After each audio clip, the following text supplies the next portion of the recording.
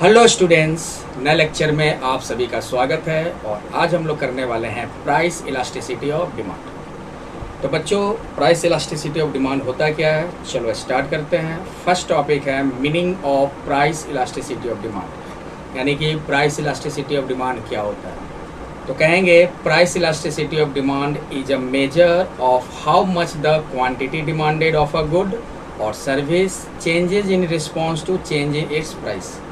मतलब कि आप लोग पिछले chapter demand and law of demand में पढ़े होंगे कि प्राइस अगर बढ़ता है तो डिमांड कम होता है, प्राइस अगर कम होता है तो डिमांड क्या होता है, अधिक होता है। यानी कहने का मतलब कि प्राइस में अगर चेंजेज होगा तो डिमांड में भी क्या होगा, चेंज होगा। तो बच्चों, प्राइस में कितना चेंज हो रहा है और डिमांड में कितना चेंज हो रहा है, इसका मेजरमेंट हम क्या कहेंगे, price elasticity of demand. Price elasticity of demand का मतलब होता है, मान लो एग्जांपल ले लो, जैसे कि प्राइस मान लो 40% से चेंज हो रहा है और डिमांड तुम्हारा 30% से चेंज हो रहा है, तो इसी मेजरमेंट को हम लोग क्या कहते हैं, प्राइस इलास्टिसिटी ऑफ डिमांड। तो प्राइस इलास्टिसिटी ऑफ डिमांड क्या है बच्चों, मेजरमेंट है। और क्या मेजर करते हैं, तो हम मेजर करते हैं कि प्राइस में कितना परसेंट चेंज हो रहा है और प्राइस में कितना परसेंट चेंज होने से डिमांड में कितना परसेंट चेंज हो रहा है। इसी मेजरमेंट को हम लोग कहते हैं प्राइस इलास्टिसिटी ऑफ डिमांड। इसको एक टेबल से समझते हैं बच्चों। मान लो कोई प्रोडक्ट का हम कंजम्पशन कर रहे हैं, उस प्रोडक्ट का आपका प्राइस दिया हुआ है और डिमांड दिया हुआ है। प्राइस मान लो है रुपीज़ में और डिमांड मान लो आपका हो गया कोई यूनिट में ले लो। अगर मान लो कोई प्रोडक्ट का प्राइस 10 रुपया है और उसको हम लोग क्या करते हैं, 5 पीस का कंजम्पशन करते हैं। अगर कोई प्रोडक्ट का प्राइस 10 रुपया है तो हम कितना कंजम्पशन कर रहे हैं, 5 पीस का। हम कितने का डिमांड कर रहे हैं, 5 पीस का। अगर मान लो प्रोडक्ट का प्राइस बढ़ाकर 10 से 12 कर देते हैं तो डिमांड क्या हो जाएगा बच्चों, लॉ ऑफ डिमांड कहता है कि प्राइस बढ़ेगा तो डिमांड कम होगा। तो मान लो डिमांड कम हुआ, मान लो 3 रुपये यानी 3 पीस, यानी कि प्राइस 10 से बढ़कर 12 हो गया तो डिमांड तुम्हारा 5 से कितना हो गया, 3 पीस हो गया।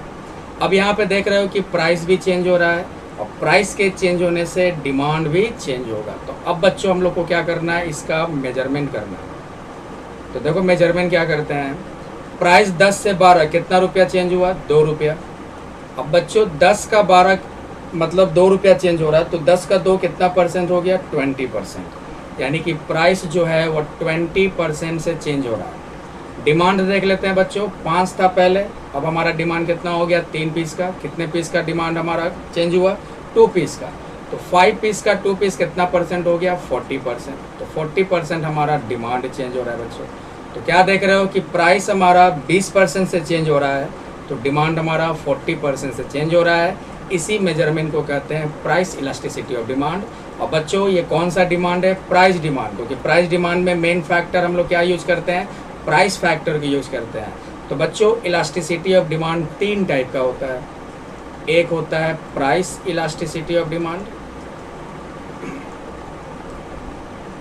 एक हो जाएगा आपका income elasticity of demand, income elasticity of demand, और एक हो जाएगा आपका cross elasticity of demand, cross elasticity of demand. और सिर्फ इलास्टिसिटी ऑफ डिमांड बोलना चाहो तो इलास्टिसिटी ऑफ डिमांड का मतलब कि अगर डिमांड में चेंज हो रहा हो, डिमांड में मान लो कुछ भी चेंज हो रहा हो, 5% से चेंज हो रहा हो, 10% से चेंज हो रहा हो, तो डिमांड में जो चेंज होता है उसे कहते हैं इलास्टिसिटी ऑफ डिमांड। और अगर क्या है कि इलास्टिसिटी डिमांड का अधिक है मतलब अधिक चेंज हो रहा है, इलास्टिसिटी डिमांड का कम है मतलब कम चेंज हो रहा है। तो हम लोग हमारा सिलेबस क्या है बच्चों, price elasticity of demand. Price elasticity of demand कहता है कि जब प्राइस में चेंजेज होगा, जितना परसेंट से प्राइस में चेंजेज होगा या प्राइस में जितना परसेंट से चेंज हो, डिमांड में भी कुछ परसेंटेज से चेंज होगा। तो इसी मेजरमेंट को हम लोग क्या कहते हैं, प्राइस इलास्टिसिटी ऑफ डिमांड कहते हैं बच्चों। Price elasticity of demand is a measure of how much the quantity demanded of goods. कितना चेंज हुआ बच्चों, 40% से डिमांड चेंज हुआ। Change in response to change in इस प्राइस, और प्राइस कितना परसेंट से चेंज हुआ था आपका, 20% से चेंज हुआ था। मतलब सीधा सीधी कह लो कि प्राइस 20% से चेंज होने पर डिमांड में 40% से चेंजेज हो रहा है। इसी मेजरमेंट को हम लोग कहते हैं प्राइस इलास्टिसिटी ऑफ डिमांड। दूसरे वर्ड्स में कह सकते हो, it is the ratio of percentage change in quantity demanded 2% change in price of that commodity. मतलब कि बच्चों प्राइस इलास्टिसिटी ऑफ डिमांड क्या होगा, percentage change in demand 2% change in price, 2% change in price. यानी कि परसेंटेज चेंज ऑफ डिमांड का मतलब क्या हो गया, परसेंटेज चेंज ऑफ डिमांड का मतलब हो गया ratio of percentage change in quantity demand to percentage change in price, यानी कि percentage change in quantity demanded, और रेशियो का मतलब बच्चों बट्टा कर दो, भागा दे दो, बटे परसेंटेज चेंज इन प्राइस। ठीक है, अब इसको हम लोग क्या कहते हैं, एलोबरेट करते हैं कैसे। परसेंटेज चेंज इन डिमांड को लिख सकते हो del Q by Q into 100, और परसेंटेज चेंज इन प्राइस को क्या लिख सकते हैं, del P by P into 100। 100 cancel आपका, तो क्या बच गया, डेल क्यू बाई क्यू बच गया, और नीचे बच्चों डेल पी बाई पी है तो ऊपर चला जाएगा तो हो जाएगा पी बाई डेल पी। अब इसको अरेंज करके लिख दो del Q by del P और इंटू क्या हो जाएगा, पी बाई क्यू हो जाएगा। अब बच्चों निगेटिव में दिखाना हो तो माइनस में कर देना। माइनस एक तरह का साइन है जो प्राइस और डिमांड के रिलेशन को बता रहा है, और लॉ ऑफ डिमांड में आप लोग पढ़ चुके हो कि प्राइस और डिमांड में कैसा रिलेशन होता है, नेगेटिव रिलेशन होता है बच्चों। तो basically price elasticity of demand क्या है, एक मेजरमेंट है। किस तरह से मेजर करते हैं, तो प्राइस में अगर कुछ परसेंट से चेंज हो रहा है तो डिमांड में भी कुछ परसेंट से चेंज होगा, इसी मेजरमेंट को कहते हैं प्राइस इलास्टिसिटी ऑफ डिमांड। तो पढ़ लो एक बार फिर से, price elasticity of demand is a measure of how much the quantity demand of a good or service changes in response to change in इस प्राइस। और अगला कह सकते हो कि प्राइस इलास्टिसिटी ऑफ डिमांड क्या है, तो ratio percentage change in quantity demanded to percentage change in price of that commodity. यानी सीधा सीधी percentage change in quantity demanded बटे percentage change in price is called price elasticity of demand. उसका formula बच्चों ये होता है, यहाँ पे हम लिख देते हैं del Q by del P into P by Q, और अगर निगेटिव रिलेशन है तो माइनस का साइन लगा दोगे। क्लियर है बच्चों, यहाँ फॉर्मूला देखो लिखा हुआ है प्राइस इलास्टिसिटी ऑफ डिमांड का, percentage change in quantity demanded divided by percentage change in price. ठीक है, और ये formula del Q by Q, इसी को यहाँ पे हमने सिंप्लीफाई कर दिया इस फार्मूले को।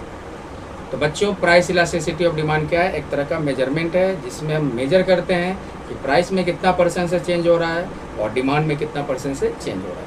चलो नेक्स्ट टॉपिक है, अब बच्चों एक न्यूमेरिकल हम लोग सॉल्व करते हैं। Suppose the price of a cup of coffee increases from $4 to $5, यानी कि प्राइस जो है, इसको एक टेबुलर फॉर्म में दिखा दो, प्राइस जो है $4 से कितना हो गया, $5 हो गया। And as a result the quantity demanded decreases from 100 cups to 80 cups, और डिमांड हमारा कितना हो गया, 100 कप से 80 कप्स।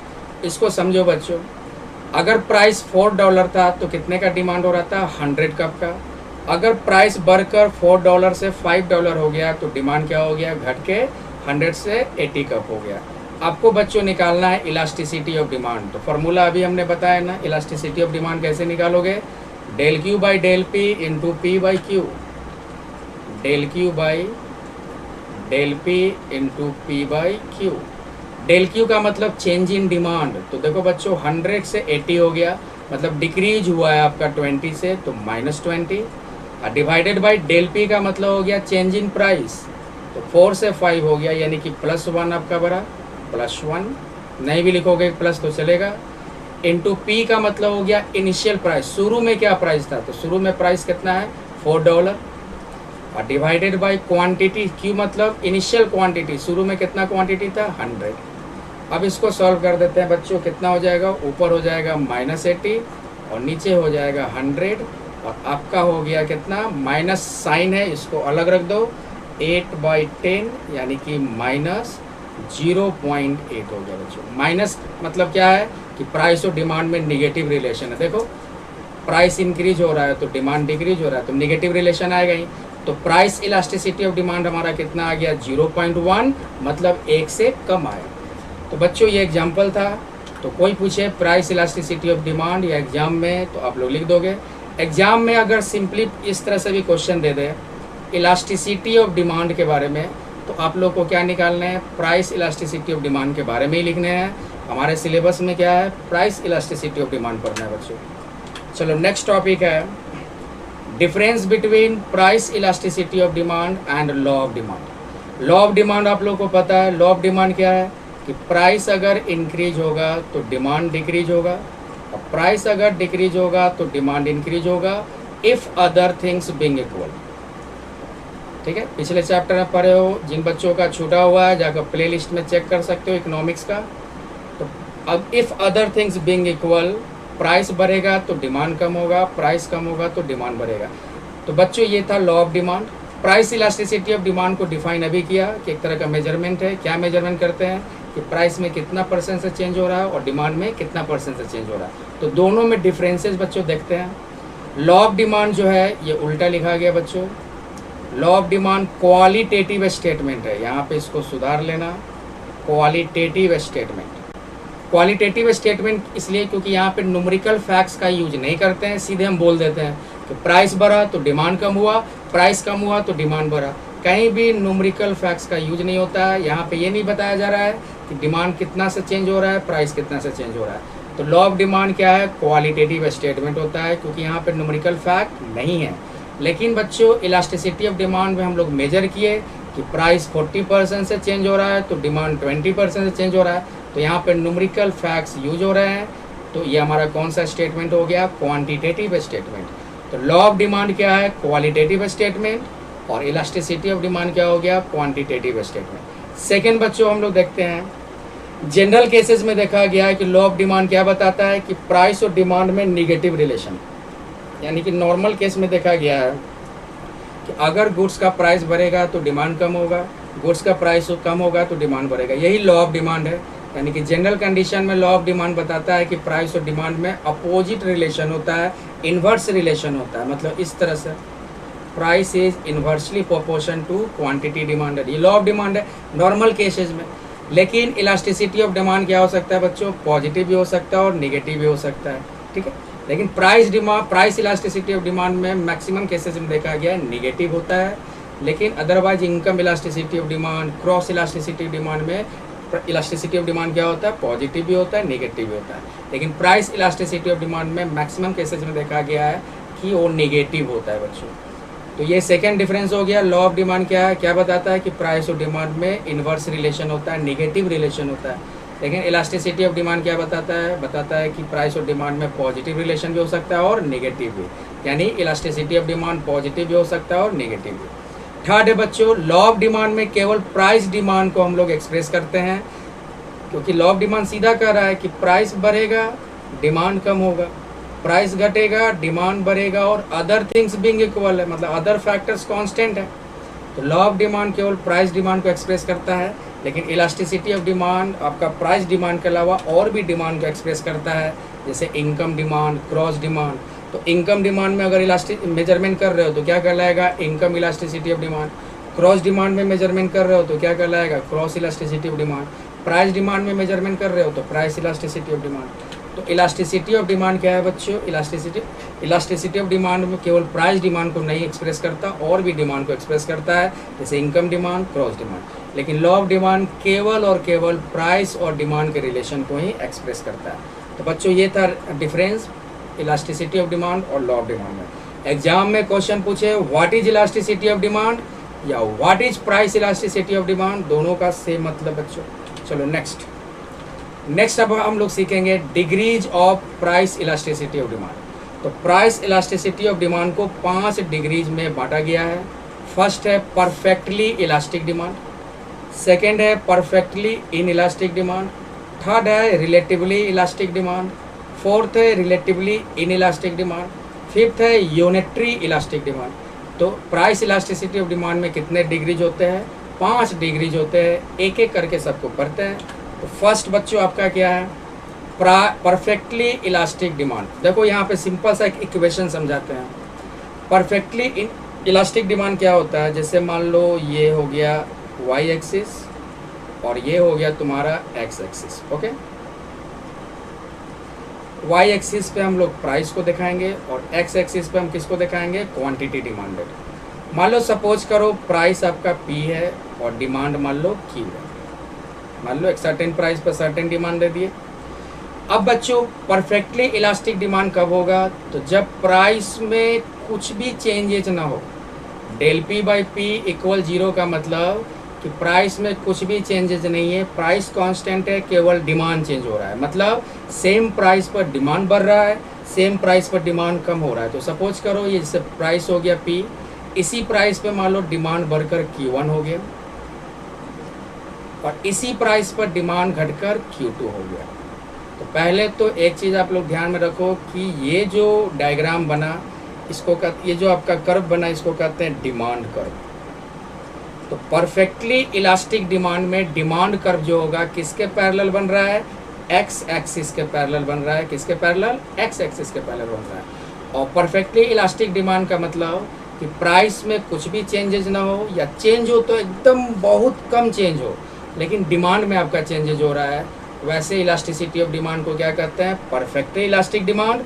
और इसका वैल्यू क्या होगा, इनफाइनाइट होगा, अनंत तक होगा। जैसे देखो very small change in price, या प्राइस में कुछ भी चेंजेज ना हो लेकिन डिमांड में आपका चेंज हो रहा है, उससे हम लोग कहते हैं परफेक्टली इलास्टिक डिमांड। और इसमें डिमांड कर्व क्या बनेगा, हॉरिजॉन्टल लाइन में बनेगा, मतलब एक्स एक्सिस के पैरेलल बनता है। और परफेक्टली इलास्टिक डिमांड रेयर है बच्चों, रियल लाइफ में एकदम रेयर है कि प्राइस में चेंज ना हो। कोई भी प्रोडक्ट ले लो, प्राइस तो चेंज होता ही है, और प्राइस चेंज होगा तो डिमांड भी चेंज होगा। इसलिए कह रहा है कि परफेक्टली इलास्टिक डिमांड जो है रियल लाइफ में एकदम रेयर केस में होता है, ठीक है। लेकिन जो कह सकते हैं कम्पिटिटिव मार्केट है, जहाँ पे कंज्यूमर आसानी से एक प्रोडक्ट से दूसरे प्रोडक्ट में स्विच कर सकता है, वहाँ प्राइस अगर माइनर चेंज भी कर दो तो तो इस केस में क्या होगा, कंज्यूमर एक प्रोडक्ट से दूसरे प्रोडक्ट में सिर्फ स्विच कर जाएगा, मतलब कि यहाँ इलास्टिसिटी हो सकता है। तो यहाँ लिख दिया है बच्चों condition, but it could be approximated in highly competitive market, यानी कि जहाँ पे कॉम्पिटिटिव मार्केट हाईली हो, जहाँ कंज्यूमर आसानी से सब्स्टिट्यूट में स्विच कर सकता है, तो वहाँ प्राइस का थोड़ा सा भी चेंज करोगे तो डिमांड चेंज हो जाएगा। अदरवाइज रियल लाइफ में इस परफेक्टली इलास्टिक डिमांड क्या होता है, रेयर होता है, ठीक है। तो परफेक्टली इलास्टिक डिमांड का मतलब प्राइस में कोई चेंजेज ना हो, या एकदम बहुत ही छोटा चेंजेज हो लेकिन डिमांड में चेंजेज हो रहा है, उसे हम कहते हैं परफेक्टली इलास्टिक डिमांड। और परफेक्टली इलास्टिक डिमांड में डिमांड कर्व क्या होगा, वो एक्स एक्सिस के पैरेलल बनेगा, हॉरिजॉन्टल लाइन का होगा, और इसका वैल्यू क्या होता है, इनफाइनाइट होता है। और रियल लाइफ में परफेक्टली इलास्टिक डिमांड एकदम रेयर केस में होता है, लेकिन अगर हाईली कम्पिटिटिव मार्केट हो, जहाँ कंज्यूमर आसानी से दूसरे सब्स्टिट्यूट में स्विच कर सकता है, वहाँ प्राइस में थोड़ा सा भी चेंज करोगे तो डिमांड में भी चेंजेज हो जाएगा। तो ये है बच्चों आपका एक हम लोग न्यूमेरिकल बनाते हैं, determine the price elasticity of demand. तो इसको हम लोग क्या करते हैं, अच्छा एक सेकेंड, इसका डायग्राम बन गया है। तो इलास्टिसिटी ऑफ डिमांड का फॉर्मूला क्या बताया बच्चों, अभी बताया, del Q by del P into P by Q. आप लोग याद कर लो या लिख लो। डेल क्यू मतलब चेंज इन डिमांड, 100 से 120, कितना से चेंज हुआ, +20। डेल पी मतलब चेंज इन प्राइस, तो कोई चेंजेज नहीं, मतलब 0। पी मतलब हो गया इनिशियल प्राइस, 10 रुपया हो गया। क्यू का मतलब इनिशियल क्वांटिटी 100 यूनिट्स हो गया। तो 20 इंटू 10 कितना हो गया, 200, 0 इंटू 100 जी। तो 200 में 0 से डिवाइड करोगे तो क्या होगा, इनफाइनाइट होगा। तो जब आपका इलास्टिसिटी ऑफ डिमांड इनफाइनाइट है तो समझ जाओ कि कौन सा इलास्टिसिटी ऑफ डिमांड है, परफेक्टली इलास्टिक डिमांड। तो पहला डिग्री हो गया बच्चों। सेकेंड डिग्री है perfectly in elastic demand. In elastic का मतलब होता है नो चेंज, कोई चेंज नहीं। तो डिमांड में कोई भी चेंज नहीं होगा बच्चों, मतलब डेल क्यू बाई क्यू आपका क्या है, 0। तो इसको एक हम डायग्राम से देखेंगे। मान लो Y axis, X axis, Y axis पे हम प्राइस को दिखाते हैं, एक्स एक्सिस पे हम लोग डिमांड को, ठीक है। प्राइस मान लो P है और डिमांड क्या हो गया आपका, Q हो गया। बच्चों डिमांड चेंज नहीं हो रहा है, कितना भी आप प्राइस चेंज करो। तो मान लो प्राइस जैसे बढ़ाकर P1 कर देते हैं लेकिन डिमांड आपका वही है, प्राइस कम करके P2 कर देते हैं लेकिन डिमांड आपका वही है। तो यहाँ पे बच्चों ये जो कर्व बना ये आपका किसके पैरेलल बन गया, वाई एक्सिस के पैरेलल बन गया। तो परफेक्टली इन इलास्टिक डिमांड में डिमांड कर्व क्या होता है, वाई एक्सिस के पैरेलल होता है। तो यहाँ पे लिखा है बच्चों change in price have no effect on the quantity demanded, मतलब प्राइस में चेंज कितना भी कर लो डिमांड पे कोई इफेक्ट नहीं होगा, नो डिमांड में कोई चेंजेस नहीं होगा, उसे हम लोग कहते हैं परफेक्टली इन इलास्टिक डिमांड। और इसका वैल्यू क्या होता है, इसका वैल्यू बच्चों 0 होता है। इलास्टिसिटी ऑफ डिमांड आप लोग इसको इस तरह दिखा सकते हो, ई और छोटा सा डी लगा देना। तो इलास्टिसिटी ऑफ डिमांड 0 आने का मतलब परफेक्टली इन इलास्टिक डिमांड है। और डिमांड कर्व क्या होगा, वो वाई एक्सिस के पैरेलल मतलब वर्टिकल लाइन में बनेगा। और इसका यूज कहाँ होता है बच्चों, देखो एसेंशियल मेडिसिन या लाइफ सेविंग ड्रग्स है, इन सब में प्राइस तुम कितना भी चेंज कर दो, जिसको ज़रूरत है वो तो खरीदेगा ही, तो डिमांड में कोई चेंजेस नहीं है। आप लाइफ सेविंग ड्रग्स ले लो, मेडिसिन ले लो, ज़रूरत का मेडिसिन हो ले लो, इन सब में जो इलास्टिसिटी ऑफ डिमांड होता है क्या होता है, परफेक्टली इन इलास्टिक डिमांड होता है। सोचो कैसे कि प्राइस बढ़ाओगे और हमको दवा का ज़रूरत है तो हम तो खरीदेंगे ही ना, तो डिमांड में कोई चेंजेस नहीं हो रहा है, भले ही आप प्राइस क्यों ना चेंज कर दो। अगर प्राइस कम करोगे तो दवा का क्या तुम पूरा घर भर दोगे दवा से, नहीं ना। प्राइस अगर कम कर दोगे तो क्या थोक में ले आओगे, भैया जितना ज़रूरत होगा उतना ही खरीदेंगे।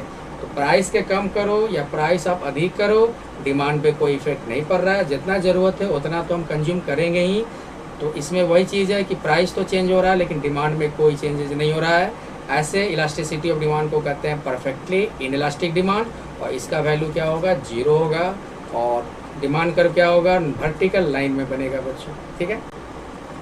एक हम लोग इसका न्यूमेरिकल करते हैं, perfect determine price elasticity of demand, तो निकाल लो del Q by del P into P by Q.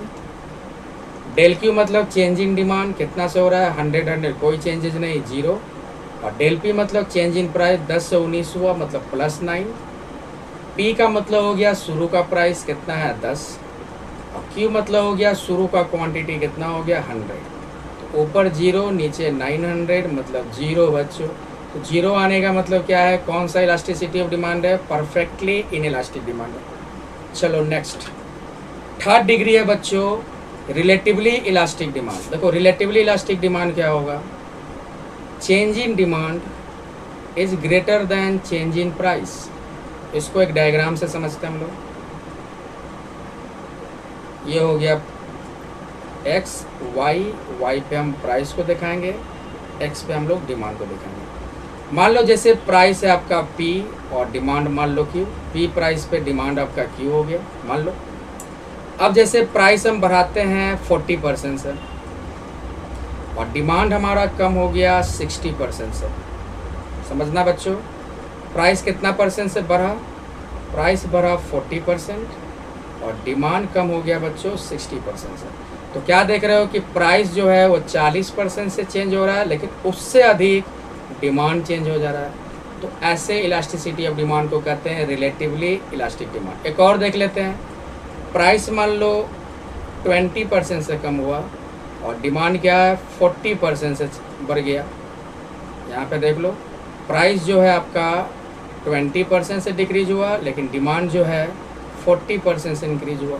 तो प्राइस में जितना चेंजेज हो रहा है उससे अधिक डिमांड में चेंजेज हो रहा है, इसी को हम लोग कहते हैं रिलेटिवली इलास्टिक डिमांड।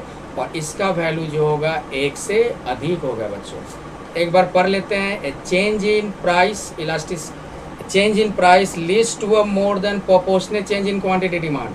प्राइस में जितना चेंज हो रहा है उससे अधिक बच्चों डिमांड में चेंज हो रहा है। इसमें डिमांड कर क्या बनेगा, फ्लैटर बनेगा बच्चों, ये इस तरह से। हालांकि इसको इस तरह से अगर बढ़िया ढंग से बनाना चाहो एक्स एक्सिस वाई एक्सिस तो इस तरह से बनता है बच्चों, इस तरह से फ्लैटर मोड में बनता है। तो रिलेटिवली इलास्टिक डिमांड में डिमांड कर क्या होगा, फ्लैटर बनेगा। और ये कहाँ यूज होगा, लग्जरी गुड्स में बच्चों। लग्जरी गुड्स में रिलेटिवली इलास्टिक डिमांड होगा क्योंकि प्राइस में अगर 20% चेंज होगा तो डिमांड बहुत ज़्यादा से चेंज हो जाता है।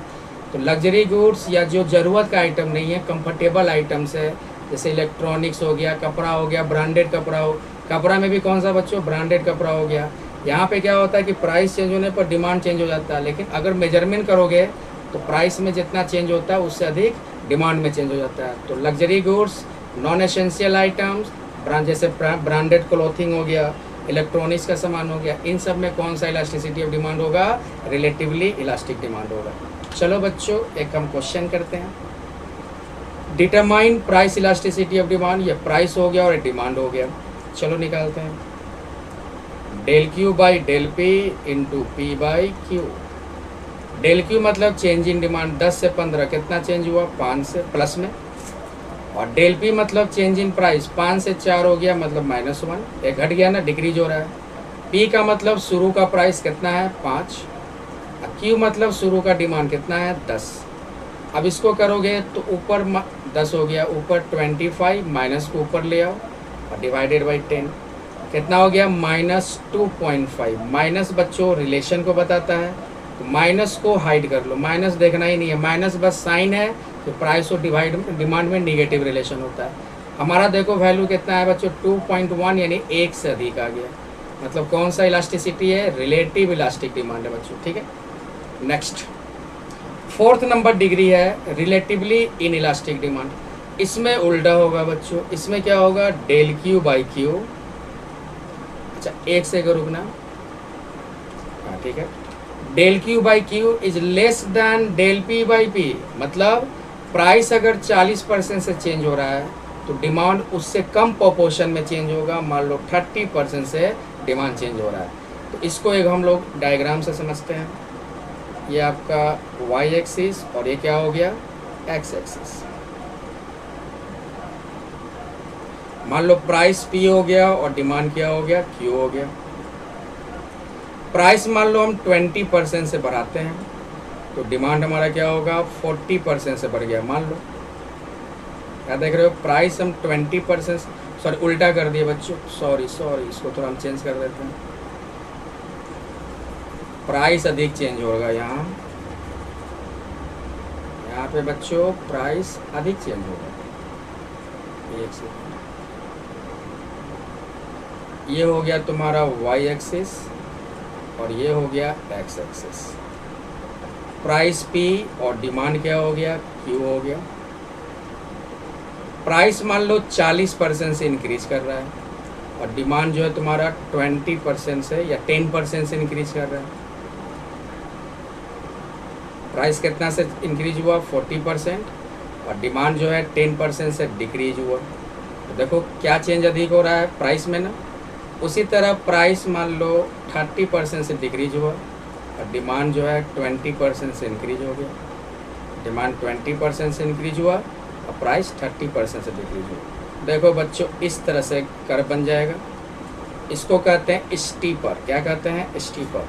रिलेटिवली इन इलास्टिक डिमांड में क्या था, डिमांड कर्व जो है वो फ्लैटर बना था, इस तरह से आता है। और स्टीपर का मतलब क्या हो जाएगा, इस तरह से बनेगा, ठीक है। तो रिलेटिवली इन इलास्टिक डिमांड में डिमांड कर्व क्या बन रहा है बच्चों, स्टीपर कर्व में बन रहा है। तो रिलेटिवली इन इलास्टिक डिमांड का मतलब कि डिमांड में जितना चेंजेज हो या प्राइस में जितना चेंजेज हो उससे कम डिमांड में चेंजेज होगा। मतलब प्राइस अगर 40% से चेंज हो रहा है तो डिमांड तुम्हारा उससे कम परसेंटेज से चेंज हो रहा है, 30% से चेंज हो रहा है। तो ऐसे इलास्टिसिटी ऑफ डिमांड को कहते हैं रिलेटिवली इन इलास्टिक डिमांड। और इसका वैल्यू बच्चों 1 से कम होगा, इसका वैल्यू 1 से कम होगा। तो change in price leads to less than proportional change in quantity demand. मतलब प्राइस में चेंजेस तो हो रहा है लेकिन उससे कम प्रोपोर्शन में डिमांड चेंज हो रहा है, तो आपका कहलाएगा relatively elastic inelastic demand. और इसका वैल्यू 1 से कम होगा और इसमें डिमांड कर्व किस शेप में बनेगा, स्टीपर शेप में। और ये किस गुड्स पे अप्लाई होगा, जो ज़रूरतमंद चीज़ें हैं, जैसे कि मान लो फूड ले लो, और बहुत वहाँ पे कौन सा इलास्टिसिटी ऑफ डिमांड यूज होगा, रिलेटिवली इन इलास्टिक डिमांड, ठीक है। तो एक क्वेश्चन करते हैं बच्चों, determine elasticity of demand. Price और डिमांड दिया हुआ है, मान लो del Q by del P into P by Q. Del Q मतलब चेंज इन डिमांड कितना, +1। डेल पी मतलब 10 से 2 यानी कितना, -8 हो जाएगा। पी का मतलब इनिशियल प्राइस 10 हो गया। क्यू मतलब इनिशियल क्वांटिटी 4 हो गया, तो ऊपर हो गया आपका 10, माइनस ले जाओ ऊपर 32। अब माइनस साइन होता है बच्चों, माइनस को अलग कर दो और 10 में 32 से डिवाइड कर दोगे तो कितना आ जाएगा, 10 डिवाइडेड बाई 32, 0.3125 यानी कितना आ गया आपका, माइनस में 0.3125। मतलब क्या देख रहे हो, 1 से कम आया ना, मतलब कि ये जो हमारा है क्या है, रिलेटिवली इन इलास्टिक डिमांड है। मतलब कि प्राइस में कितना चेंजेज हो रहा है, 10 से 2, यानी 8 रुपया चेंज हुआ, तो 10 का 8 80% चेंज हुआ। तो डिमांड 4 से 5 यानी कि 1 चेंज हुआ, तो 4 का 1 कितना परसेंट होता है, 25%।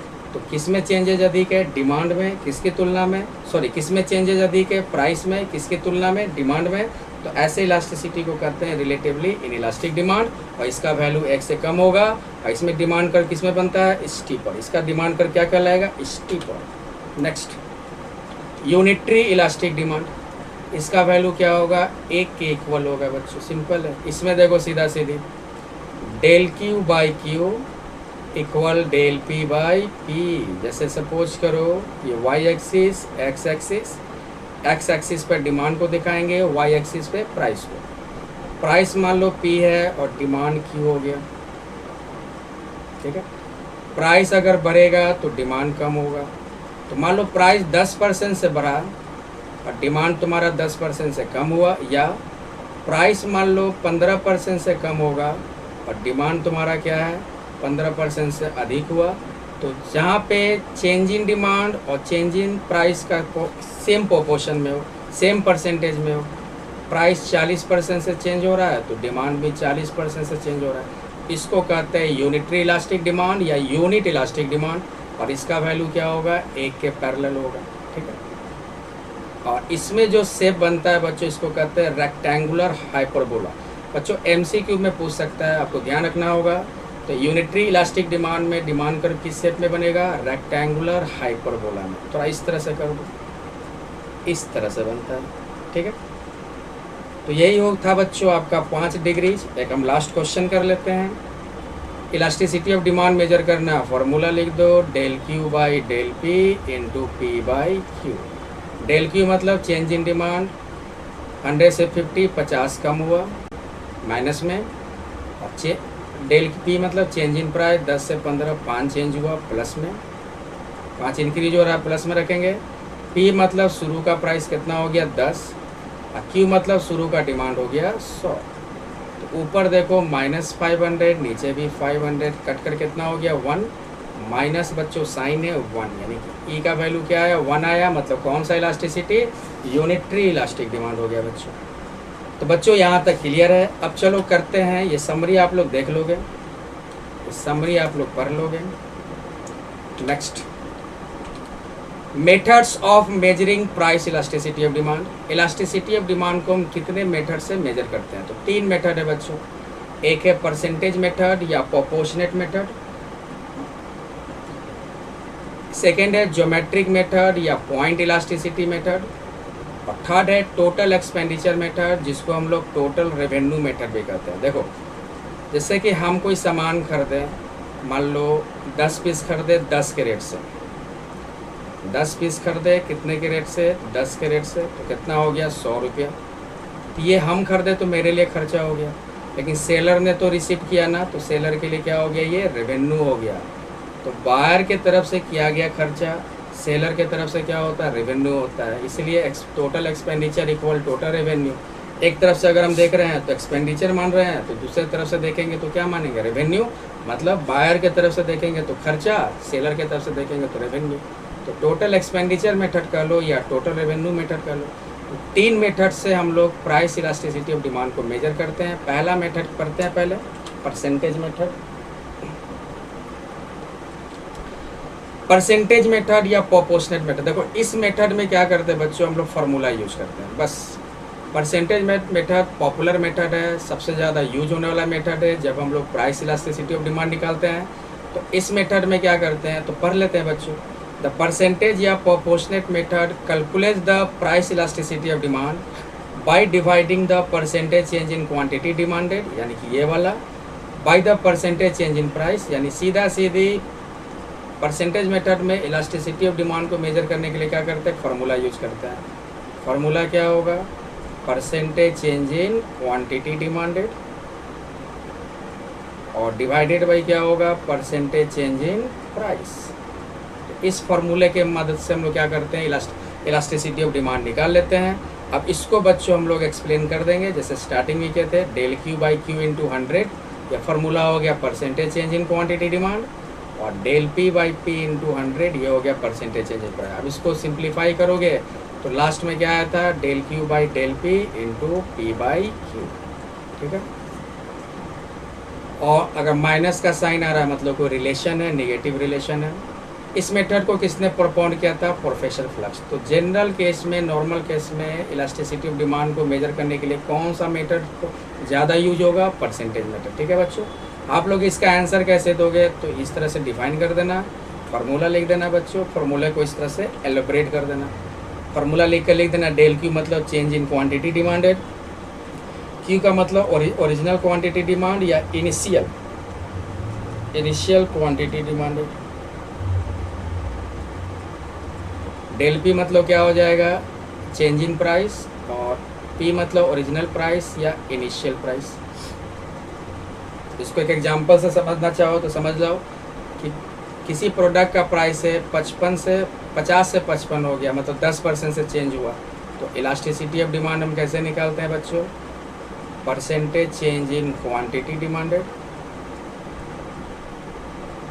और divided by percentage change in price. तो बच्चों यहाँ पे क्या देख रहे हो कि प्राइस जो है 10% से इंक्रीज हो रहा है, नीचे कर दो, और डिमांड जो है 100 से 80 यूनिट यानी कि डिक्रीज हो गया 20% से, तो माइनस कर दो 20%, यानी कितना हो गया, माइनस में 2 आ जाएगा। और माइनस का साइन क्या है बच्चों, निगेटिव रिलेशन। अब बच्चों आप लोग बताओ, ये जो इलास्टिसिटी ऑफ डिमांड क्या है, इसका वैल्यू 1 से अधिक आया, तो जब 1 से अधिक आएगा तो उसको हम लोग क्या कहते हैं, रिलेटिवली इलास्टिक डिमांड। ये वाला जिसका वैल्यू 1 से ये वाला बच्चों रिलेटिवली इलास्टिक डिमांड, ठीक है। तो परसेंटेज मेथड्स में हम लोग फार्मूला जस्ट यूज करके इलास्टिसिटी ऑफ डिमांड को मेजर कर लेते हैं। सेकेंड है बच्चों ज्योमेट्रिक मेथड या पॉइंट इलास्टिसिटी मेथड, ठीक है। और एक चीज़ और बच्चों, इसमें परसेंटेज मेथड को किसने परफॉर्म किया था, प्रोफेसर फ्लक्स ने। ये एमसीक्यू में पूछ सकता है, आप लोग लिख लोगे। ज्योमेट्रिक मेथड क्या है बच्चों, तो ज्योमेट्रिक मेथड को हम लोग क्या कहते हैं, पॉइंट इलास्टिसिटी मेथड भी कहते हैं। और इस मेथड को यूज़ किया जाता है इलास्टिसिटी ऑफ डिमांड को मेजर करने के लिए। और कहाँ निकालेंगे, तो एक डिमांड कर्व बना लिया जाता है, और उस डिमांड कर्व पे एक स्पेसिफिक पॉइंट पे, एक पर्टिकुलर पॉइंट पे इलास्टिसिटी ऑफ डिमांड को मेजर करते हैं बच्चों, ठीक है। तो कैसे हम लोग करेंगे, एक डायग्राम देख लो। मान लो ये y एक्सिस और ये x एक्सिस हो गया, ठीक है। एक हम इस तरह से डिमांड कर्व बना लेते हैं, और एक लाइन बना लेते हैं बच्चों, जो A इस तरह से लाइन हो जाएगा, इसको दे दो A और B। तो एक पॉइंट है यहाँ पे, इस पॉइंट को नाम दे दो R। तब इसमें बच्चों पॉइंट मेथड में इलास्टिसिटी ऑफ डिमांड को मेजर करने के लिए क्या फॉर्मूला होता है, तो लोअर सेगमेंट यानी कि RB divided by upper segment यानी कि RA, ठीक है। तो बच्चों हम लोग को इस टॉपिक पे रॉकेट साइंस नहीं करना, बस एक छोटा सा टॉपिक है ज्योमेट्रिक मेथड क्या है, तो बस इसके बारे में लिख देना है कि ज्योमेट्रिक मेथड वह मेथड है जिसका यूज हम इलास्टिसिटी ऑफ डिमांड को मेजर करने में करते हैं। और इस मेथड में हम लोग क्या करते हैं कि एक डिमांड कर्व पे हम एक स्पेसिफिक पॉइंट पे क्या निकाल लेते हैं, इलास्टिसिटी ऑफ डिमांड को मेजर कर लेते हैं। तो पढ़ लेते हैं बच्चों। The geometric method also known as point elasticity method measures the elasticity at a specific point और डिमांड कर्व। डिमांड कर्व के एक स्पेसिफिक पॉइंट पे इलास्टिसिटी मेजर किया जाता है। It uses the slope of the demand curve. इसको हम किस रूप में यूज़ करते हैं, डिमांड कर्व के स्लोप में यूज़ करते हैं, या इसमें इस मेजरमेंट में हम लोग क्या करते हैं, डिमांड कर्व का यूज़ किया जाता है। And is more accurate for the small changes price. आपसे क्वेश्चन पूछ देगा कि अगर प्राइस में बहुत ही फीवर चेंजेज हो तो कौन सा मेथड सूटेबल है, ज्योमेट्रिक मेथड सूटेबल है। ये फार्मूला लिख दोगे बच्चों। तो इस मेथड में हम लोग क्या करते हैं, डिमांड कर्व के स्लोप का यूज़ करते हैं, और डिमांड कर्व के एक स्पेसिफिक पॉइंट पे हम लोग क्या करते हैं, इलास्टिसिटी ऑफ डिमांड को मेजर कर लेते हैं बच्चों। और ये कहाँ एक्यूरेट होगा, जहाँ प्राइस में एकदम मामूली चेंजेज हो, बहुत कम चेंजेज हो। तो प्राइस इलास्टिसिटी ऑफ डिमांड ये फार्मूला है lower segment divided by upper segment. Linear demand curve में भी इस फार्मूला यूज़ कर सकते हो, ये एमसीक्यू में दे सकता है। प्राइस इलास्टिसिटी ऑफ डिमांड बराबर P by Q into D Q by D P. अब यहाँ पे P का मतलब क्या हो गया, प्राइस, क्यू का मतलब हो गया क्वांटिटी और D Q by D P मतलब हो गया डिमांड कर्व का स्लोप। एग्जाम्पल ले लो, for a demand curve that is linear if you know the coordinate, ये कोई ज़रूरत का चीज़ नहीं है, मतलब बेसिकली समझ जाओ कि लीनियर डिमांड कर्व में हम लोग इस तरह से इस फॉर्मूले को यूज करके क्या कर सकते हैं, प्राइस इलास्टिसिटी ऑफ डिमांड को मेजर कर सकते हैं। ऐसे आपका ये हो गया प्राइस इलास्टिसिटी ऑफ डिमांड का मतलब lower segment divided by upper segment. चलो थर्ड मेथड है टोटल एक्सपेंडिचर मेथड। इसको हम लोग क्या कहते हैं, टोटल रेवेन्यू मेथड भी कहते हैं।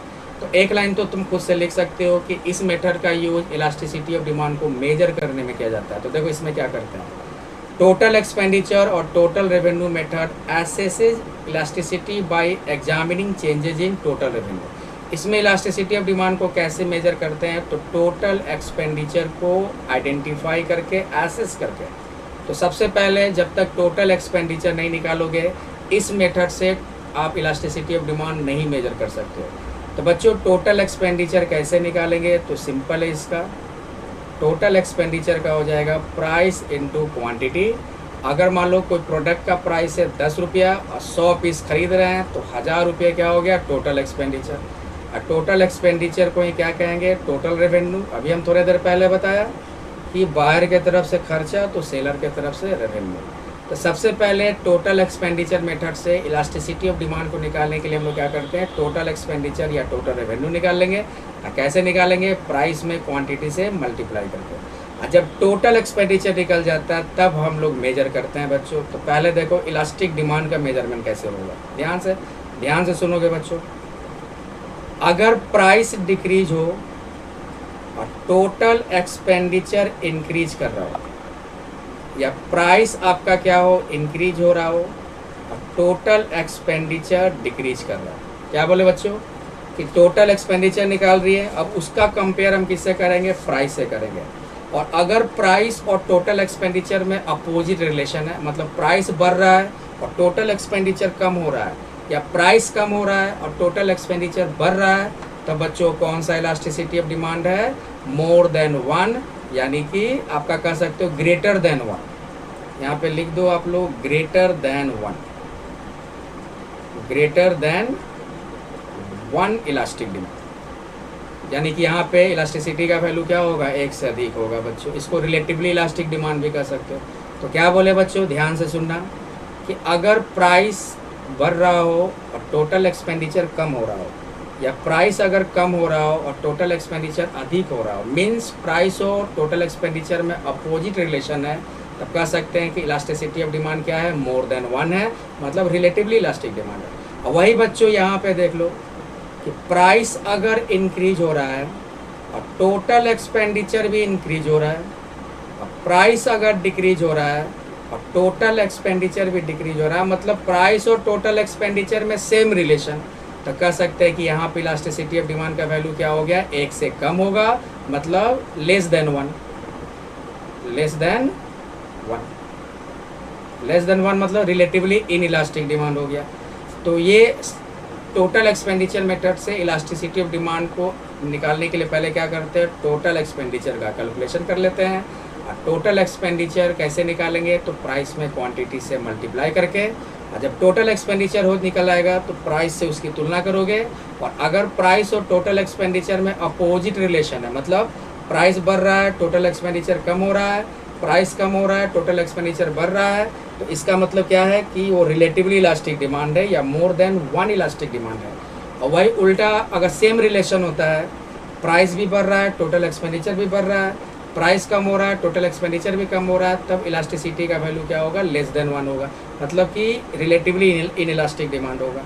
और थर्ड है एक और, यूनिटरी इलास्टिक डिमांड कैसे आइडेंटिफाई करेंगे, तो प्राइस में चेंजेज हो या ना हो, यानी कि प्राइस अगर बढ़ रहा हो या प्राइस कम हो रहा हो, टोटल एक्सपेंडिचर आपका कोई चेंज नहीं है, कांस्टेंट है, यानी कि प्राइस के बढ़ने घट, जहाँ पे टोटल एक्सपेंडिचर आपका कांस्टेंट हो और प्राइस कम हो रहा अधिक हो रहा है, तब कह सकते हैं यहाँ पे इलास्टिसिटी क्या होगा, यूनिटरी इलास्टिक डिमांड होगा, मतलब 1 के इक्वल होगा, इक्वल टू 1। एग्जाम्पल तुम लोग यहाँ देख सकते हो, जैसे कि प्रोडक्ट का प्राइस है 10 से 8 हो गया, यानी घट गया।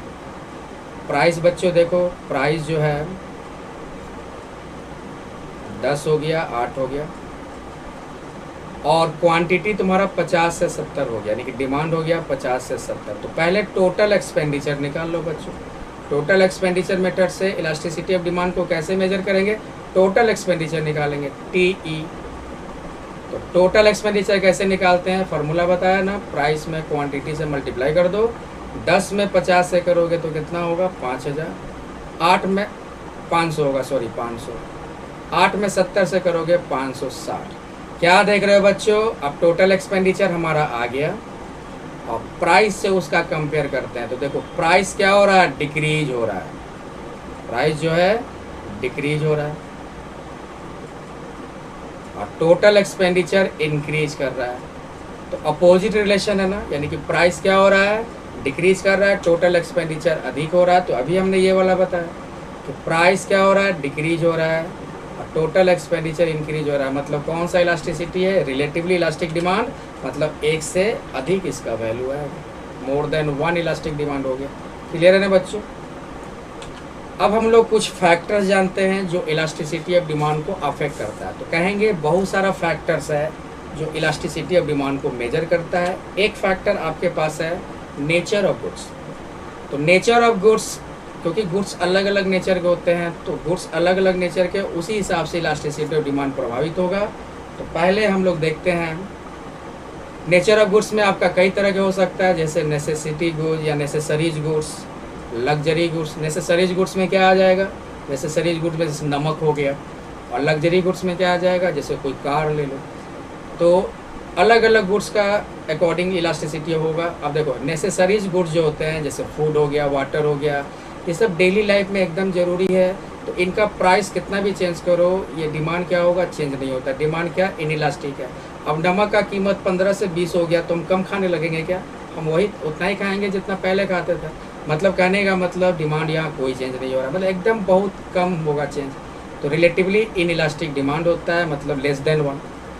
लेकिन वही लग्जरीज गुड्स में ले लो, उसमें प्राइस बहुत इंपॉर्टेंट फैक्टर होता है। प्राइस कार है 5 लाख, 4.5 लाख कार का कीमत हो गया तो डिमांड बहुत ज़्यादा चेंजेज हो जाएगा, मतलब हाईली इलास्टिक होता है, मोर देन 1। तो nature of goods elasticity of demand को प्रभावित करती है। जिस तरह का गुड्स होगा उसी हिसाब से उसका इलास्टिसिटी ऑफ डिमांड होगा। नेसेसरीज गुड्स में इलास्टिसिटी ऑफ डिमांड क्या होता है? इन इलास्टिक होता है, बहुत कम मामूली चेंजेज होता है डिमांड में प्राइस चेंज होने पर। लेकिन लग्जरीज गुड्स में इलास्टिसिटी क्या होगा? हाईली होगा। प्राइस थोड़ा सा भी मामूली सा चेंज कर दो, डिमांड में बहुत ज़्यादा चेंजेज हो जाता है। सेकेंड है सब्सटीट्यूट्स का अवेलेबिलिटी। कहेंगे सब्सटीट्यूट का मतलब क्या होता है? जैसे टी का सब्सटीट्यूट हो गया कॉफ़ी। अब टी में भी कई तरह के टी होते हैं, कई तरह के ब्रांड है, ठीक है बच्चों। तो जहाँ पे सब्सटीट्यूट, जिस गुड्स का अधिक से अधिक सब्सटीट्यूट होगा वहाँ पे कंज्यूमर जल्दी स्विच करते हैं। प्राइस थोड़ा सा भी चेंज करोगे कंज्यूमर स्विच कर जाएगा, मतलब डिमांड बहुत ज़्यादा चेंजेज हो जाता है। इसलिए जिस गुड्स में अधिक सब्सटीट्यूट है उसमें इलास्टिसिटी हाई होगा, क्योंकि इलास्टिसिटी हाई बोलने का मतलब डिमांड बहुत अधिक चेंज होता है। क्योंकि कंज्यूमर, इतने सारे कंज्यूमर के पास ऑप्शन है कि एक छोड़ेगा तो दूसरा चला जाएगा, दूसरा छोड़ेगा तो तीसरा के पास चला जाएगा। तो जिस गुड्स में ज़्यादा सब्स्टिट्यूट है, यानी कि जिस गुड्स के अधिक सब्स्टिट्यूट्स हैं, जैसे चाय कॉफ़ी ले लो, टी ले लो, तो इनमें जो डिमांड होता है वो क्या होता है? वो इलास्टिक, इसमें इलास्टिसिटी अधिक होता है। लेकिन जिस गुड्स का सब्स्टिट्यूट कम है उसमें डिमांड क्या होता है? इन इलास्टिक होता है। जिसमें सब्स्टिट्यूट है ही नहीं तो प्राइस बढ़ाएं घटाएं आपको तो वही कंज्यूम करना है, तो उस केस में डिमांड क्या होगा? इन इलास्टिक होगा। डिमांड उसमें उतना चेंज नहीं होता है प्राइस के चेंज होने पर। लेकिन जिसमें सब्स्टिट्यूट अधिक है तो एक का प्राइस चेंज होगा तो कंज्यूमर दूसरे प्रोडक्ट पर चला जाता है, दूसरे सब्स्टिट्यूट पे चला जाता है, दूसरा चेंज होगा दूसरे पे, तो कंज्यूमर आसानी से स्विच कर जाता है।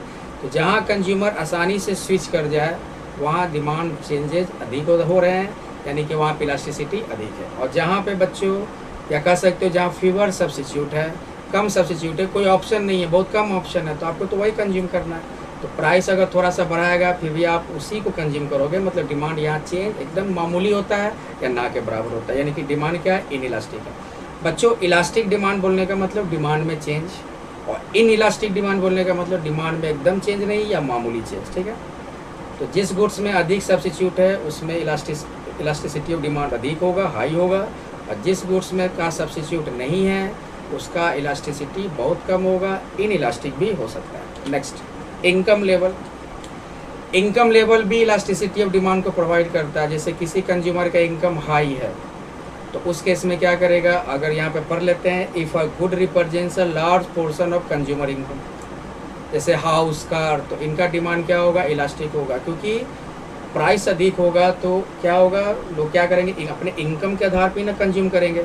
अब इनका इनकम मान लो ठीक है, अधिक इनकम है लेकिन प्राइस अधिक हो गया, तो ये इनका डिमांड क्या होता है, इम्पैक्ट पड़ता है इनकी डिमांड पर, यानी कि इनका डिमांड क्या होगा, इलास्टिसिटी ऑफ डिमांड में आ जाएगा, मतलब कि हाईली इलास्टिक होगा।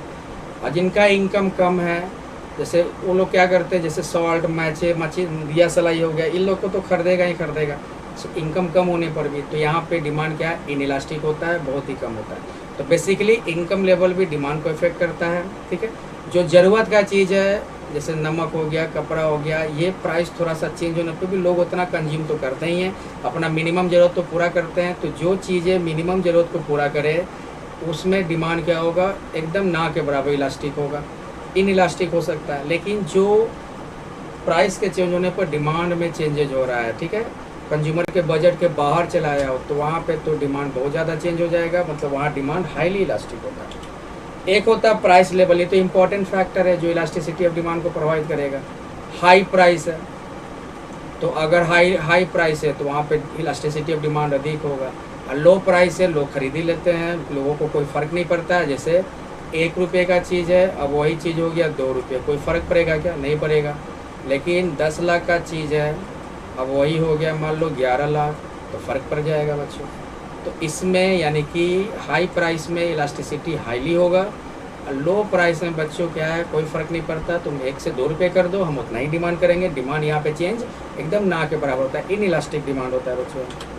टाइम पीरियड भी बहुत ही इंपॉर्टेंट फैक्टर है बच्चों। टाइम पीरियड 2 टाइप का ले लो, शॉर्ट रन, लॉन्ग रन। तो शॉर्ट रन में डिमांड जो होता है वो क्या होता है, इनइलास्टिक होता है, और लॉन्ग रन में डिमांड क्या होगा, उसमें इलास्टिक अधिक होता है। शॉर्ट रन में कंज्यूमर के पास समय नहीं मिलता है तो डिमांड मतलब उसका डिमांड प्रभावित नहीं होता है। लेकिन लॉन्ग रन में क्या होता है बच्चों, डिमांड प्रभावित हो सकता है, लॉन्ग रन में डिमांड चेंजेज हो सकते हैं। क्योंकि लॉन्ग रन में कंज्यूमर के पास मौका होता है कि उसका अल्टरनेटिव यूज कर सकता है, वो दूसरे प्रोडक्ट पे स्विच कर सकता है। तो लॉन्ग रन में डिमांड क्या होगा, मोर इलास्टिक होता है। लेकिन शॉर्ट पीरियड में कंज्यूमर के पास टाइम ही नहीं है कि कोई दूसरा अल्टरनेटिव चूज करे, तो डिमांड यहाँ पे क्या होगा, चेंज नहीं होता है, इनइलास्टिक होता है। बच्चों फिर से रिपीट कर रहे हैं, डिमांड इलास्टिक होने का मतलब डिमांड में चेंज, डिमांड इनइलास्टिक का मतलब डिमांड में एकदम चेंज नहीं या मामूली चेंज। एक है नेचर और हैबिट, ये भी इलास्टिसिटी ऑफ डिमांड को प्रभावित करता है। ठीक है, जैसे कि मान लो ले लो जितने भी हैबिचुअल गुड्स है या जिस गुड्स का आपको लत लगा हुआ है, जैसे मान लो बहुत सारे लोग क्या करते हैं, सिगरेट का लत लगा होता है, तो सिगरेट उनको चाहिए ही चाहिए। तो सिगरेट का लत लगा है तो अगर इसका प्राइस चेंज करोगे तो डिमांड पे कोई प्रभाव नहीं पड़ेगा, यानी कि डिमांड क्या हो गया, इनइलास्टिक है बच्चों। तो जो भी एडिक्टिव प्रोडक्ट या हैबिचुअल प्रोडक्ट हो उसमें डिमांड क्या होगा, इनइलास्टिक होगा। और नॉन एडिक्टिव गुड्स है, इसमें क्या होगा, प्राइस बहुत इंपॉर्टेंट चीज़ है, प्राइस चेंज होगा तो हम ना खरीदेंगे भाई, हम जितना उतने में खुश रहेंगे। तो कहने का मतलब नॉन एडिक्टिव गुड्स क्या कहता है कि अगर हमको उसकी लत नहीं है तो प्राइस अगर चेंज होगा तो हो सकता है कि मेरा डिमांड भी चेंज हो जाए, हो सकता नहीं हमारा डिमांड कंफर्म चेंज होगा, यानी कि यहाँ पे डिमांड क्या है, इलास्टिक है बच्चों। तो हैबिचुअल गुड, जिस गुड्स का कंज्यूमर को लत है, आदत है, उसमें प्राइस चेंज होने पर डिमांड में कोई खास चेंजेस नहीं होता, मतलब डिमांड क्या है, इनइलास्टिक है। लेकिन जिसमें आदत नहीं है, लत नहीं है, अगर प्राइस चेंज हो गया तो डिमांड पे बहुत भारी चेंजेज होता है, मतलब कि वो डिमांड वहाँ पे इलास्टिक हो गया। तो इस तरह था बच्चों आपका फैक्टर्स जो इलास्टिसिटी ऑफ डिमांड को अफेक्ट करता है। आप लोग पढ़ोगे, रटने से ज़्यादा बच्चों समझने पे ध्यान देना है, समझ जाओगे तो लिख दोगे। बस ये जो पॉइंट वाइज है जैसे कि टाइम पीरियड, ये सब आपको ध्यान में रखने होंगे। अब एक है इम्पोर्टेंस बच्चों, प्राइस इलास्टिसिटी ऑफ डिमांड का क्या इम्पोर्टेंस होता है, तो बहुत सारे इम्पोर्टेंस है, कुछ इम्पोर्टेंस हम लोग कर लेते हैं। एक है प्राइसिंग स्ट्रैटेजी, यानी कि बिजनेस क्या करती है, प्राइस इलास्टिसिटी डिमांड को यूज करती है प्राइस स्ट्रैटेजी बनाने में। कैसे बनता है, तो if demand of for a product is elastic, यानी कि डिमांड जो है इलास्टिक है, इलास्टिक का मतलब कि प्राइस के चेंज होने पर डिमांड ज़्यादा चेंजेज हो रहा है, तो वहाँ पे क्या करेगा, lowering price could increase total revenue. तो उस केस में क्या होगा बच्चों, प्राइस कंज्यूमर प्राइस कम मांग रहा है, क्योंकि प्राइस बढ़ाओगे तो डिमांड कम हो जाएगा, सीधा सीधी है, प्राइस पे छेड़छाड़ किए डिमांड आपका चेंज होगा। तो इस केस में क्या होगा, जो बिजनेसमैन होता है वो प्राइस को कम कर देगा, प्राइस को कम कर देगा तो अधिक डिमांड होगा, इंक्रीज होगा रेवेन्यू, इससे ज़्यादा से ज़्यादा कस्टमर अट्रैक्ट होगा, ठीक है ना। इसी का अपोजिट ले लो, अगर डिमांड इनइलास्टिक है, मतलब डिमांड में कोई चेंजेस नहीं होगा, यानी कि कह सकते हो कंज्यूमर स्विच नहीं कर सकता है, हम अगर प्राइस बढ़ा भी दें फिर भी हमारा डिमांड उतना ही बना रहेगा, तो उस केस में क्या किया जाता है, प्रोडक्ट का प्राइस बढ़ा दिया जाता है, क्योंकि पता है बिजनेसमैन को कि प्रोडक्ट का प्राइस बढ़ाएंगे फिर भी लोग खरीदेंगे ही खरीदेंगे। तो जिस गुड्स में डिमांड इनइलास्टिक हो वहाँ पे क्या होता है, प्राइस को बढ़ा दिया जाता है, हाई कर दिया जाता है, और जहाँ गुड्स का डिमांड इलास्टिक हो वहाँ प्राइस को क्या किया जाता है, कम किया जाता है। तो बहुत इंपॉर्टेंट चीज़ है ना बच्चों, प्राइस इलास्टिसिटी ऑफ डिमांड का कहाँ यूज करती है बिजनेस, प्राइस के लिए जो स्ट्रैटेजी बनाती है उसमें। टैक्सेशन पॉलिसी में भी इलास्टिसिटी ऑफ डिमांड को यूज करते हैं। जैसे देखो, गवर्नमेंट यूज करती है प्राइस इलास्टिसिटी ऑफ डिमांड जब टैक्स लगाने हैं। जब टैक्स इम्पोज मतलब होता है सप्लायर पे जो टैक्स लगाया जाता है, तो goods with in elastic demand, अगर जिस गुड्स में डिमांड इन इलास्टिक हो, जैसे कि टोबैको ले लो, टोबैको में क्या होता है कि या तुम ले लो जैसे गुटखा होता है, गुटखा या सिगरेट ले लो, तो इन सब प्रोडक्ट में क्या देखते हो कि अगर इन सब प्रोडक्ट में अगर कितना भी प्राइस चेंज होगा, लोग जिसकी लत हो तो पिएंगे खाएंगे। तो जिन गुड्स में इन इलास्टिक डिमांड है, जैसे गैसोलीन हो गया, टोबैको हो गया, इन सब में ज़्यादा टैक्स लगा देती है, क्योंकि पता है इन सब का प्राइस बढ़ेगा भी फिर भी लोग कंज्यूम करेंगे, ठीक है। इसमें हेवली टैक्स लगा देगा जिससे प्राइस भी बढ़ जाता है बच्चों। और जिसमें जो होता है जिसमें कंज्यूमर पे इफेक्ट करे, प्राइस बढ़ने पे कंज्यूमर उसको नहीं खरीद सकता है, डिमांड इलास्टिक हो, वहाँ पे कोशिश करती है टैक्स कम से कम लगाए, क्योंकि टैक्स लगने का क्या है इम्पैक्ट, कि प्राइस बढ़ जाएगा, प्राइस बढ़ेगा तो लोग फिर खरीदेंगे नहीं, डिमांड क्या हो जाएगा, कम हो जाएगा बच्चों। तो ये सब गवर्नमेंट टैक्स पॉलिसी में भी इलास्टिसिटी डिमांड पे फोकस, इलास्टिसिटी ऑफ डिमांड को यूज करती है। कैसे यूज करती है, अगर टैक्स लगाना हो, अगर गुड्स इन इलास्टिक डिमांड है तो अधिक टैक्स लगा देगी, और अगर डिमांड इलास्टिक हो तो कोशिश करेगी कि कम टैक्स लगे, ठीक है। इन्फ्लेशन कंट्रोल में भी इलास्टिसिटी ऑफ डिमांड का यूज किया जाता है। इन्फ्लेशन मतलब समझते हो ना, महंगाई। तो महंगाई को कंट्रोल करने के लिए गवर्नमेंट क्या करती है, इलास्टिसिटी ऑफ डिमांड को यूज करती है। पता होना चाहिए कि प्राइस कैसे चेंज करेंगे, कैसे डिमांड उसका प्रभावित हो रहा है, तो प्राइस और डिमांड का मेजरमेंट करना ज़रूरी है इन्फ्लेशन कंट्रोल में। इसलिए प्राइस इलास्टिसिटी ऑफ डिमांड का यूज गवर्नमेंट करती है इन्फ्लेशन कंट्रोल में। प्रोडक्शन प्लानिंग में भी इलास्टिसिटी ऑफ डिमांड को यूज किया जाता है। कैसे, अगर जिस प्रोडक्ट में डिमांड इलास्टिक हो तो फॉर्म क्या करेगा, प्रोड्यूस करेगा, ठीक है, ज़्यादा से ज़्यादा प्रोड्यूस करेगा, रिजर्व में कम रखेगा, स्टॉक में कम रखेगा, ठीक है। वो सीधे क्या करेगी, प्रोड्यूस करेगी, कम कीमत लगा के बेच देगी, क्योंकि उसको पता है कि अगर कीमत बढ़ाएंगे या स्टॉक में रखेंगे, कीमत अगर बढ़ेगा तो उस केस में क्या होगा, मेरा डिमांड कम हो जाएगा, क्योंकि यहाँ पे डिमांड ज़्यादा इलास्टिक है, यहाँ पे डिमांड ज़्यादा चेंज हो रहा है। तो ओवरऑल प्रोडक्शन प्लानिंग में भी इलास्टिसिटी ऑफ डिमांड का यूज किया जाता है, ठीक है। तो सीधा सीधी समझो कि जिस गुड्स में इलास्टिसिटी ऑफ डिमांड है, यानी अधिक इलास्टिसिटी है, या जिस गुड में इलास्टिक डिमांड है, यानी कि डिमांड चेंज होता है, वहाँ पे कोशिश किया जाता है कि प्रोड्यूस करें और क्या करें, स्टॉक कम करें, ठीक है। यानी कि ज़्यादा कीमत जब हो तो सीधे सीधे उस पर क्या करो, बेचो, क्योंकि उसको पता है कि बाद में अगर कीमत कम हो गया तो मेरा नुकसान हो जाएगा, ठीक है। तो इस केस में क्योंकि कीमत कम करना ही पड़ता है, क्योंकि डिमांड इफेक्ट होगा तो बिजनेसमैन क्या करती है, कीमत को कम करती है, और कीमत कम करेगा तभी तो उसका डिमांड अधिक होगा। तो बहुत सारे बिजनेसमैन क्या करती है, डिमांड बढ़ाने के लिए कीमत कम कर देती है। जैसे कि आप देखोगे मोबाइल या सेलफोन आप यूज करते होगे, स्टार्टिंग में उसका मान लो 30,000 कोई कंपनी का निकला, 1 साल तक 30,000 बिकेगा, फिर इसका डिमांड कम हो जाएगा, फिर कंपनी क्या करती है, इसका प्राइस कम कर देती है, ठीक है, फिर 1 साल इसी प्राइस पे बेचेगी, फिर कम कर देती है, ठीक है। तो इसको कहते हैं, ये जो आपका प्राइसिंग किया जा रहा है बहुत इंपॉर्टेंट है। कैसे, क्या देख रहे हो कि जैसे डिमांड कम हो रहा है प्राइस कम होगा, तो स्टार्टिंग में क्या होगा, अधिक से अधिक प्राइस पे बनाकर बेचना चाहेगी, क्योंकि इसको पता है कि बाद में इसका डिमांड कम होगा तो हमको प्राइस को क्या करना है, कम करना है। तो इसमें इलास्टिसिटी ऑफ डिमांड को यूज़ किया जाता है। तो प्रोडक्शन प्लानिंग में भी इलास्टिसिटी ऑफ डिमांड को हम लोग यूज करते हैं या बिजनेस यूज करती है। तो ये था कुछ importance price elasticity of demand का। उम्मीद करता हूँ बच्चों कि लेक्चर समझ में आया होगा। अगर नहीं समझ में आया तो इसको एक बार रिपीट करके देख लोगे, कोई बहुत बड़ा रॉकेट साइंस नहीं है बच्चों। आप बढ़िया से इसका नोट्स बना लोगे, उसको रिपीट करके देख लो, समझने पे ज़्यादा फोकस करो बच्चों। तो चलो बच्चों, मिलते हैं नेक्स्ट लेक्चर में। आप लोग पढ़ाई करते रहो, मेहनत करते रहो, मेहनत करने से पीछे मत हटो। एग्ज़ाम बच्चों अब आ रहा है, तो सब लोग एग्ज़ाम में लग जाओ। थैंक यू बच्चों, बाय बाय।